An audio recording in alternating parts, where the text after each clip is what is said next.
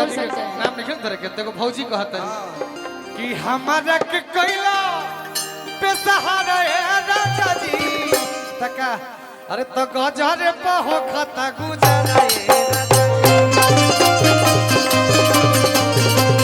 गजरे पहो खता गुजरा है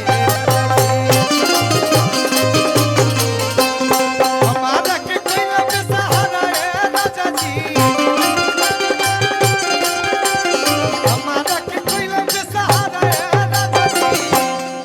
अरे तो गजरे पहो खता गुजरा है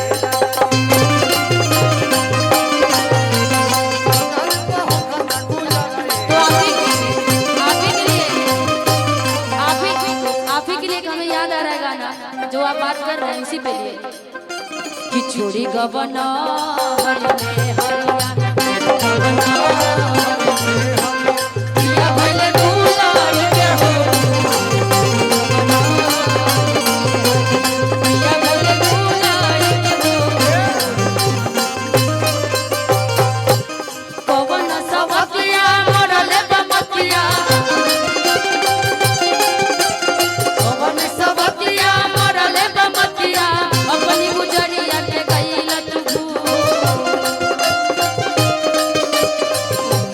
सुन सुन लागे से सुन लागे से पिया भले गुलाल के हो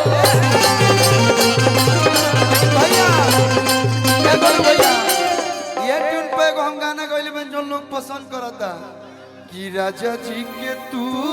रला हो दहिया यही गाना पर डांस होई अभी कि सोया जी के तू रला हो दहिया तो उठला ला हरिया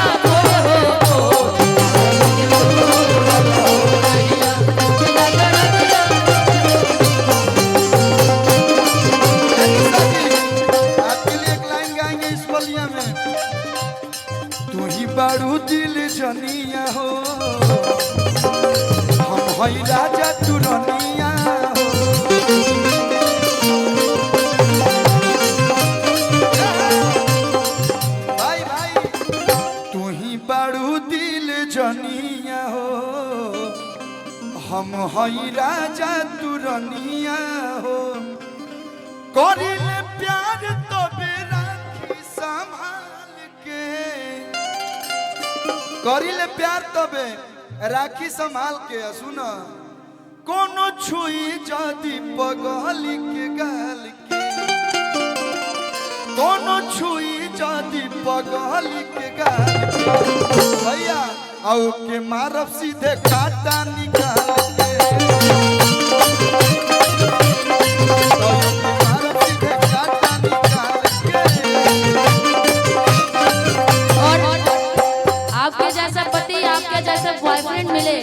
यदि कोई मुझे छू दे तो आप बर्दाश्त ना करें तो इसके लिए मुझे भी कहना है हम तत्वर गईनी हो सुनर और गईनी हो अपना पियावा के प्यार में सवार गईनी हो एक खुशी रहे लगवा एक खुशी रहे लगवा कि संग पियावा दुलारे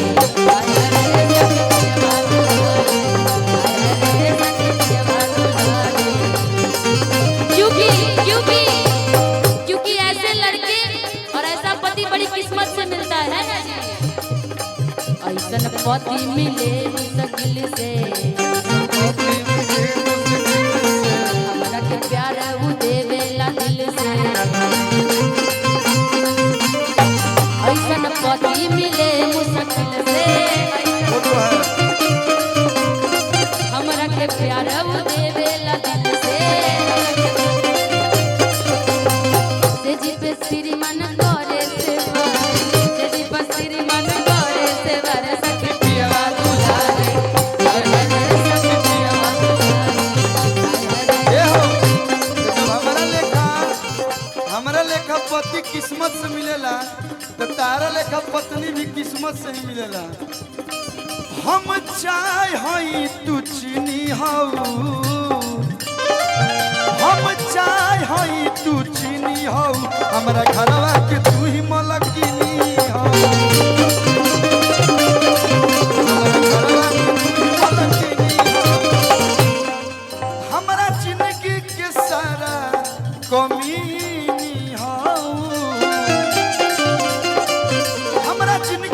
सारा कमीनी हो तो हमरा घरवा के तू ही मलकिनी हो। प्रणाम पतिदेव जी, प्रणाम पतिदेव जी। जब इनका खाती बड़ाई खाती कहनी तो हमको कही नहीं कह बोलू भैया धनिया हमार तू दिलवा के रानी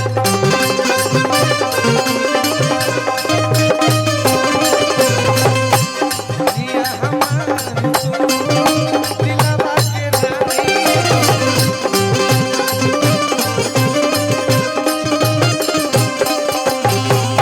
हम हई पिया तोहर तू दिल जानी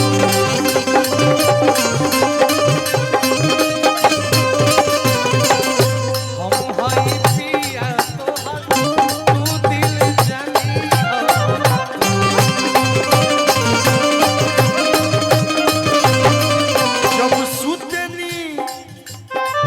जब सुतनी बलम संगे खटिया लगा तब मारेला झुलुकिया आवाज आए बलम में झुलुकिया।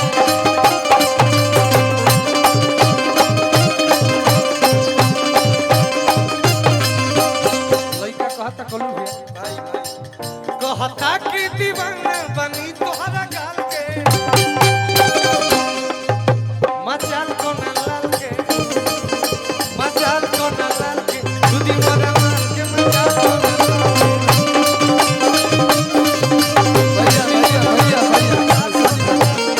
ए रोको रोको, मंच को थोड़ा क्लियर करे, जो अनावश्यक लोग हैं थोड़ा मंच।